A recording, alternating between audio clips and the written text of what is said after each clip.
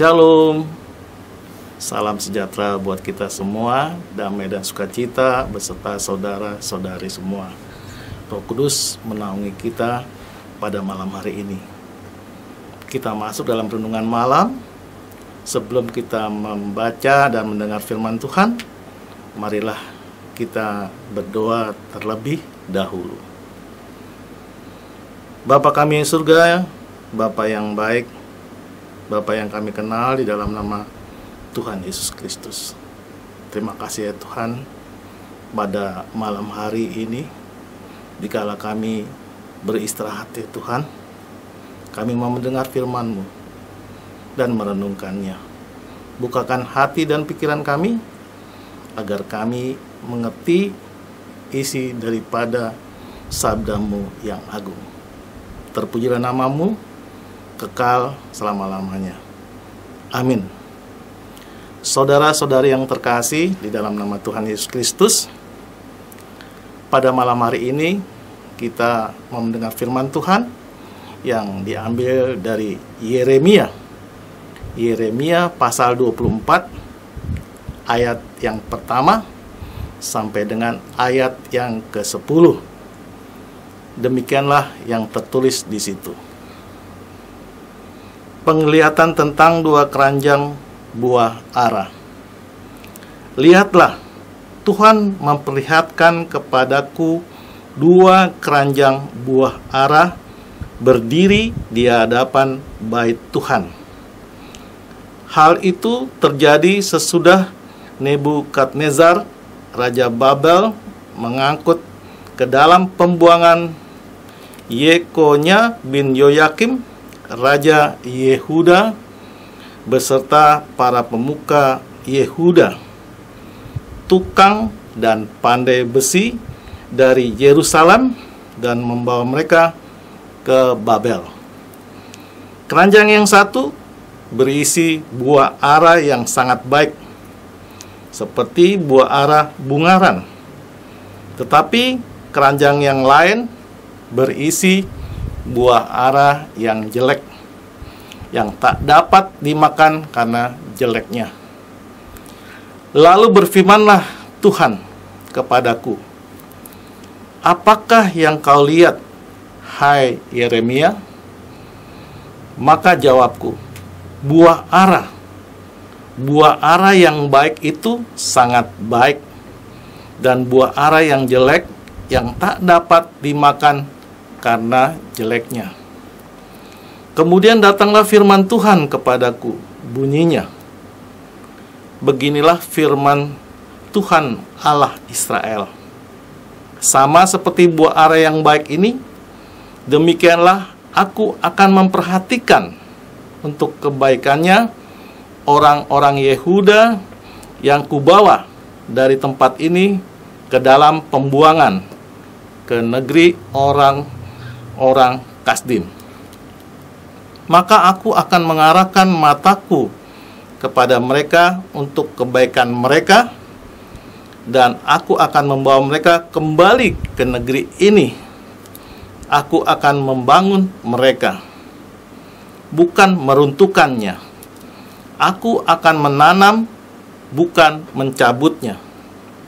Aku akan memberi mereka suatu hati untuk mengenal aku, yaitu bahwa akulah Tuhan. Mereka akan menjadi umatku, dan aku ini akan menjadi Allah mereka. Sebab mereka akan bertobat kepadaku dengan segenap hatinya. Tetapi seperti buah ara yang jelek itu, yang tak dapat dimakan karena jeleknya, sungguh beginilah firman Tuhan. Demikian aku akan mempermalukan Sedekia, Raja Yehuda, beserta para pemukanya, dan sisa-sisa penduduk Yerusalem yang masih tinggal di negeri ini, dan orang-orang yang menetap di negeri Mesir. Aku akan membuat mereka menjadi kengerian bagi segala kerajaan di bumi, menjadi aib dan perumpamaan, menjadi sindiran dan kutuk di segala tempat kemana aku mencerai-beraikan mereka.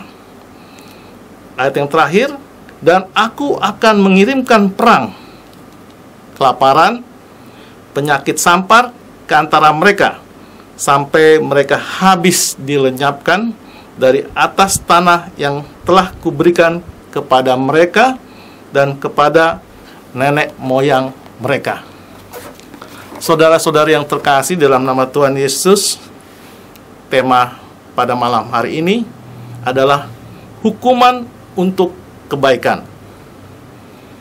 Pembuangan Babel adalah satu rencana Tuhan agar bangsa Israel bertobat, agar mengerti dan memahami bahwa kasih setia Tuhan tidak berubah dan akan membawa mereka pulang ke tanah perjanjian jika mereka bertobat. Pada teks ini, Nabi Yeremia melihat 2 keranjang buah ara di depan bait suci yang berisi buah ara yang bagus dan buah ara yang jelek.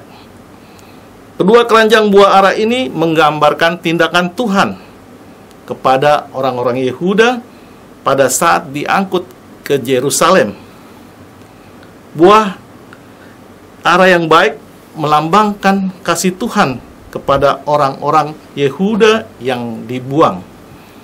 Walaupun dibuang ke Babel, Tuhan berjanji akan tetap menyertai mereka, karena pembuangan ke Babel adalah ujian untuk lebih mengenal Tuhan dan melakukan perintahnya.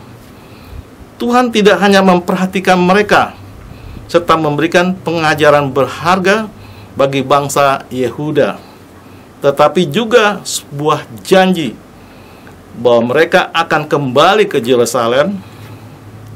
Ini menunjukkan bahwa pembuangan ke Babel ini adalah sebuah pelajaran dari Tuhan kepada bangsa Yehuda agar bertobat dan dari segala kesalahannya. Sedangkan buah ara yang jelek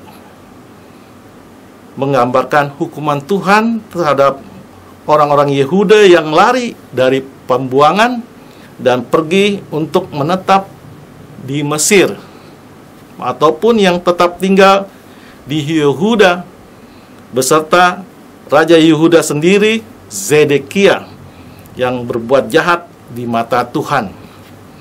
Hal ini dikarenakan orang-orang ini berusaha lari dari penghukuman Tuhan dibandingkan bertobat dan menjalani hukuman itu. Hukuman Tuhan terlihat nyata terjadi kepada para petinggi kerajaan Yehuda dan orang-orang yang tidak mau menjalani hukuman itu. Hal yang kita pelajari dari kisah ini adalah, yang pertama, mengenal secara benar harus melalui hati, bukan mengandalkan pengetahuan kita, kekuatan dan pikiran saja. Jika kita menghadapi kesulitan dalam hidup kita, mari kita melihat melalui iman percaya bahwa itu adalah sebagian rencana Tuhan yang membawa kebaikan kita, dan di dalam kesulitan itu ada rencana Tuhan di dalamnya agar lebih dekat kepada Tuhan. Mungkin melalui hal-hal yang tidak kita inginkan dan harapkan, karena tidak ada satu orang pun menginginkan dia sakit, menderita, seperti bangsa Israel dibuang ke Babel. Namun jika hal itu kita hadapi, mari kita pahami semua rencana Tuhan adalah baik. Tuhan tidak pernah meninggalkan kita, seperti mengatakan perumpamaan, manis jangan terus ditelan, mungkin belum tentu baik di tubuh kita, dan pahit jangan terus dimuntahkan, mungkin itu adalah obat. Yang kedua, hukuman Tuhan adalah pengajaran untuk kita. Karena itu, jangan kita lari atau sembunyi dari Tuhan. Seperti halnya Raja Zedekia dan orang-orang Yehuda yang tidak mau pergi ke Babel saat itu untuk mendapatkan hukuman mereka. Karena itu juga, tidak boleh lari dengan tidak menjalankan perintah Tuhan. Apabila kita menghadapi pergumulan berat, bukan berarti kita menjauhi Tuhan dan tidak berpengharapan kepadanya. Namun kita harus tetap berpegang teguh kepadanya. Karena itu, marilah kita mengenal Tuhan dan rencananya kepada kita, serta berpengharapan kepadanya dikala susah. Amin. Demikianlah kita tutup renungan malam ini dengan doa. Tuhan, terima kasih kami sudah mendengarkan firman-Mu. Di dalam kami masuk istirahat kami pada malam hari ini. Ampuni kesalahan kami ya Tuhan, agar kami selalu mendapatkan berkat dari Tuhan, dan kami boleh nanti esok hari segar jasmani dan rohani kami, karena Engkau menuntun kami. Terima kasih ya Tuhan Yesus yang baik. Di dalam nama Tuhan Yesus Kristus kami sudah berdoa dan mengucapkan syukur. Amin. Shalom.